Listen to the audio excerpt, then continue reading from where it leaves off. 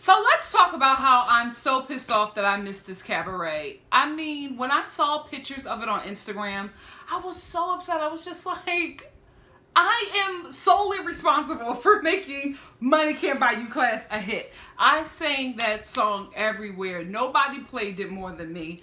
I am responsible for Countess Luann's singing cabaret career, and I was not there to see it. I just don't know how I'm like missing out on all these events. I gotta get out there a bit more. But I'm an introvert, so I don't think that's gonna happen. But we'll see. We will see. But I was just so pissed off I missed it. Like the day it happened, I was watching it. I was looking at other people's Instagrams. Like one of my really good friends was there, and I was just like, how did I not know about this? But it was like invite only, and you could also get tickets from it. But you had to like, there wasn't a lot of press about it, which was weird to me. You would think that they would have a lot of press about her coming out here, but I didn't know anything about it, and I'm disappointed. Disappointed. You know what? It's I don't like Carol still fawning over Adam. I feel like she is just so caught up in this dude that's supposed to be a drive-by, and it just bothers me because at some point, if he does want this, you know, he may be the type of guy who doesn't want kids, but he just may want kids. And if he wants kids, then what are y'all gonna do? You know what I mean? And I just don't want her to keep on spending, you know, her good years on Adam if it's not going to go anywhere. You know what I mean? I don't think that Carol wants to be some 80-year-old girlfriend. You want to be in a much better relationship with somebody. And I'm just like, sis, when you're in your 80s, he's going to be in his, 50s? I just don't see that working. That's just my opinion. Maybe it will, maybe it won't. But I'm like, girl, if he wants kids at some point, you're screwed. You know what I mean? And if I've learned anything from Jennifer Aniston and Brad Pitt breaking up, when a white man wants a baby, you give him a baby. Because I will never forget when he was on Oprah Winfrey and she said, what's next for you? And he said, kids. Jennifer Aniston signed on for 3 more movies, so you knew no child was going to be, no baby making was going to happen with at least the next two or so years because she was tied down with movies. And then the next thing you know, he finds a woman who gives him a whole village.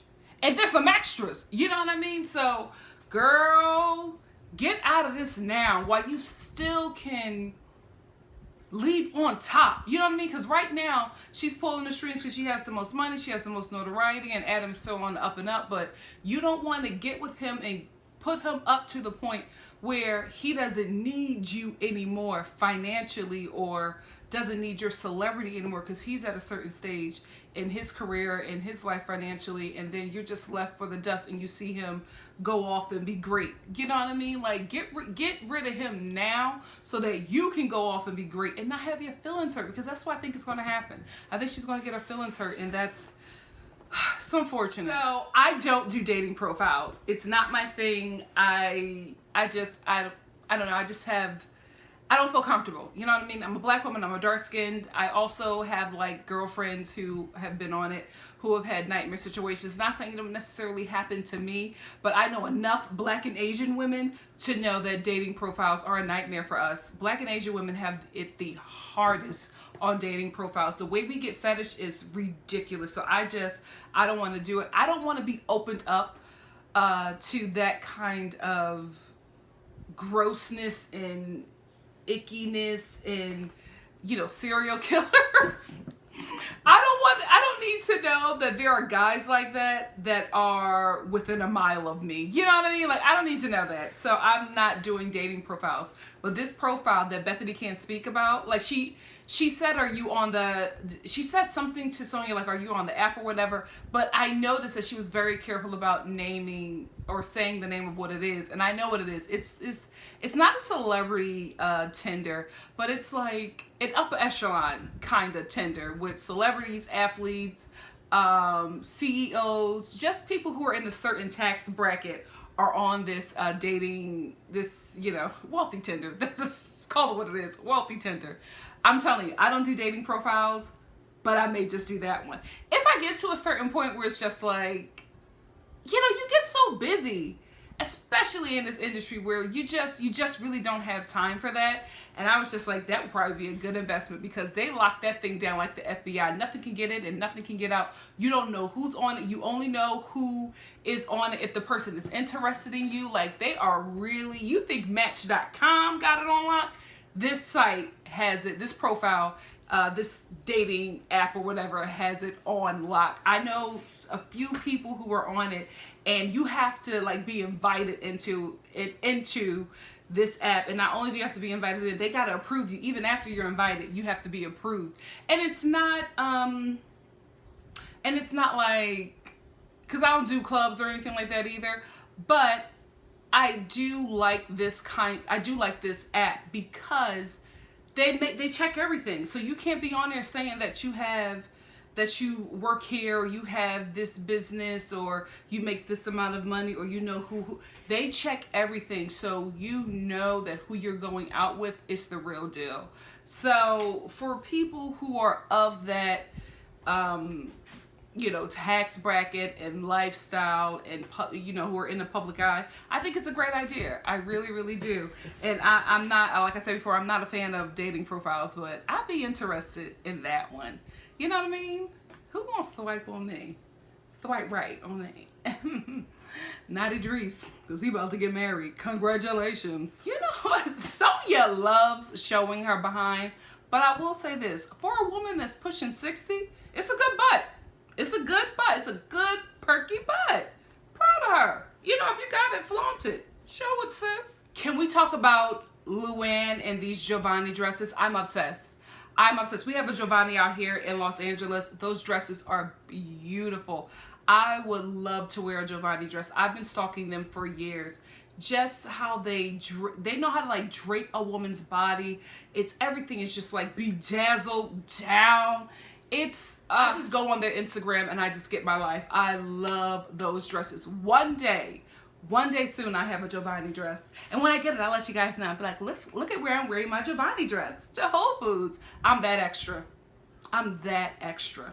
And then look at how amazing the Countess looks in those Giovanni dresses. Like, when every dress she wore, gagging. Like, I'm telling you, they know how to fit and drape a woman's body. Giovanni, whoever it is or who they are, they know what they're doing. And I cannot wait to become a customer. For a loner, I love a good bedazzling and a beading. I think I can only own so many dresses like that, because you can only wear them to like certain places before it's just like, oh girl, we saw that pink shimmery iridescent dress already. You can't wear that again. So the judge in Luann's DUI case and battery case decided that she didn't have any criminal intent. And I was just like, quite interesting. Because then you got Bravo with their shady selves, and they run the receipts of her, her arrest video, and she's yelling at the cop telling him that she's going to kill him. So she not only hit a cop, she also told him that she was going to kill him, and she lived to tell the story. Must be nice. So let me tell you how Tinsley and Scott have been scamming this entire season. They never broke up. I say it every time that couple comes on my screen, and I mean it. They never broke up. They were always together. This was always a storyline. And here is why I think that. Remember that penthouse that Tinsley let Sonya stay in for a while? This was even when she and Scott were still like trying to figure out what they were going to do, as she was saying, especially when she was talking to her mom. They just didn't really know, maybe moving in is too much, maybe not. And the mom is like talking to the both of them. So at this point, they were not even, storyline wise, we're not even talking about taking that next step. All of a sudden, her and Scott decided they're going to live together in this townhouse that was so conveniently available. Let me tell you something. On that side of Manhattan, for that price and this economy, ain't no townhouse gonna stay available till Tinsley and Scott figure their stuff out. They already had that place. That's why her house always looked like a like that kind of stage apartment that you go see when you go look at how the apartments are set up in a complex. That's exactly what that looked like. So that was just like a stage place that she was staying at when her real home was that townhouse that she shares with Scott. That's why everything had its own little place. That's why even when she opened up the stove and it was just a couple shirts, I was like, oh, Tinsley, you're not playing me, sis. I know exactly what this was. They never broke up. This is them scamming this kind of storyline so that Tinsley could get another season, so that her and Scott could get on here and Scott could plug his coupon cabin commercials, and they could make this whole thing where they have like this love story that Bravo was filming, and eventually to film their wedding. Listen, get in where you fit in, but just don't play me. I saw it all.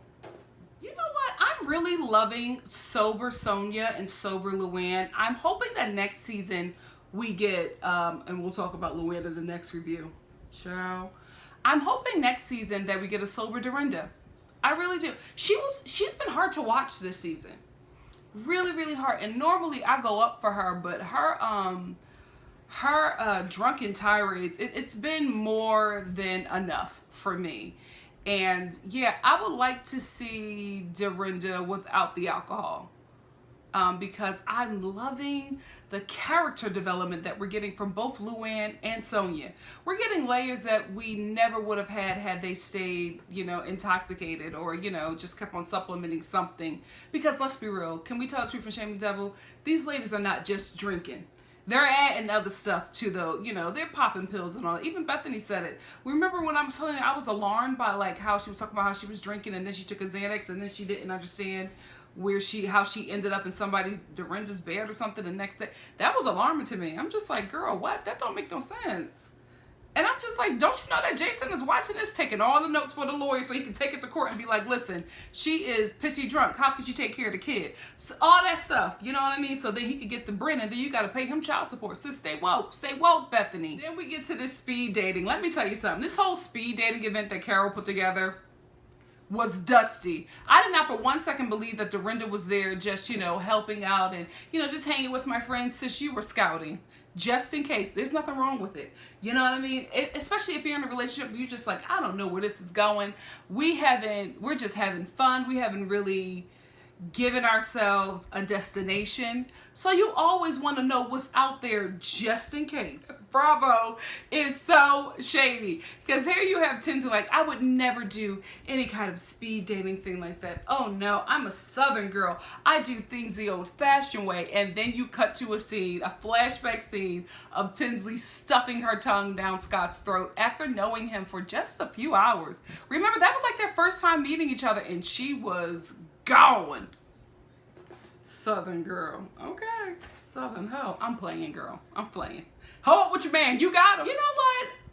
Normally, I think that Bethany is overreacting, but I don't think she's overreacting in this situation with the dude with the red scarf because I don't think that Ramona was interested in the red scarf guy like that until he knew that not only he knew Bethany, but that he was interested in her. That's when Ramona was just like doing the most, getting him the drink, like being really extra because she's that girl. Ramona's that girl. Ramona's the type of girl who does not like a guy till somebody else likes him, and then she starts looking at him to see what the girl sees in him, and then she starts becoming attracted to him, and she's that girl. She's the type of girl who does not want something until somebody else wants it, and then she makes like this challenge with this person and herself, and the other person has no idea what's going on. Like, she is that girl. She's very competitive. She is not a girl's girl, which is why I don't understand how she has so many girlfriends. But, that's how those privileged communities are. They're not really friends. They're more or less associates for connections. So that's more or less what I see with Ramona.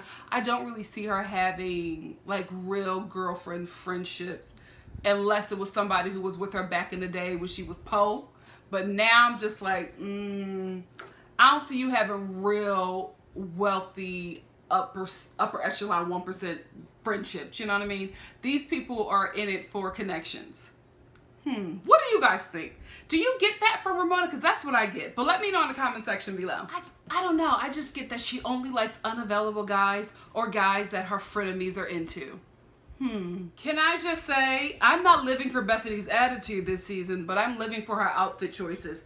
And some of her like hair and makeup choices in her confessionals. She's really been bringing the fashions, because this shirt that she was wearing with those pants as well. I'm not a silver girl, but it looked good on her and I really liked it. I was gagging at that sweater the whole time, and she knew it was cute because she was wearing it like, I'm fly tonight. You know what I mean? Like, she had that type of confidence. She was leading with her, are these forearms? Sorry, I went to performing arts school. But she's leading with her forearms because they're bejeweled, and she was really feeling herself in the outfit, and she should have, because she looked great. Oh, Ramona. Like, right in front of Bethany. She gave that dude the drink and was just like, thank you for getting me one. And they're going to tell people she don't like him. Yes, you do, girl. Yes, you do, because he is all into Bethany. I feel like that night, Ramona just plowed through so many girl code violations like she didn't even care. And then we get this scene where Sonia is like talking to this serial killer. I was watching, I was like, for the love of God, please save Sonia from that serial killer, because everything that weird guy was telling her, I was like, Sonia. And she was into it. Sonia is such a freak. She is so nasty, but that guy was weird. Sonia, you can do so much better. Anyway, that's where this episode ends. Stay tuned, because I'm going into this week's episode.